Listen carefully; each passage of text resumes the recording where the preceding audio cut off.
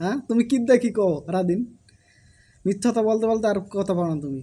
হুম, বলো কাকা কদিন তুই নেট বন্ধ করে পোলাগুলা ভিপিএন চালু করে দেওয়া লাগছে।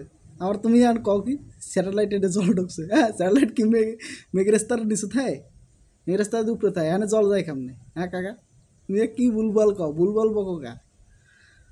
ওরে কাকা, এইসব কইয়া লাভ নাই। মানুষ, তোমরা স্মার্ট বাংলাদেশ বানাইছো, মানুষ সবই কিন্তু স্মার্ট। ওইসব কথা কইয়া আর মানুষের কাজ হয় না। কাকা এইসব বাদ দেয়, দোকানদারি বাদ দাও, বাদ দিয়ে লাইনে হও। কদিন তামায় যে জ্বালা দিয়েছো, কতক্ষণ কাউ পুড়ে গেছে, কতক্ষণ কাউ পরিস্থিতি বুঝে বন্ধ করছি, এখন আবার কাউ স্যাটেলাইটে জল ঢুকছে। এর কোনো যুক্তি আছে কাকা? তুমি একটাই দাও, যেটাই থাকবা একটাই থাকবা, যে পুড়ে গেছে পুড়ে গেছে। হুম, এইসব ভুলভাল বকিয়া লাভ নেই কাকা, এ সবাই আমরা বুঝি।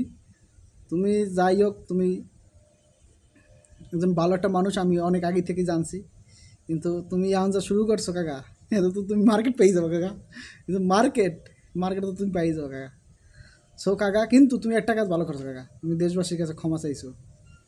আসলেই কাকা, তুমি আসলে একটা ভালো মানুষ, এটা বলতে হইবে। কিন্তু তুমি দেশবাসীর কাছে ক্ষমা চাইছো, মানুষের উচিত তোমাকে ক্ষমা সুন্দরভাবে দেখা।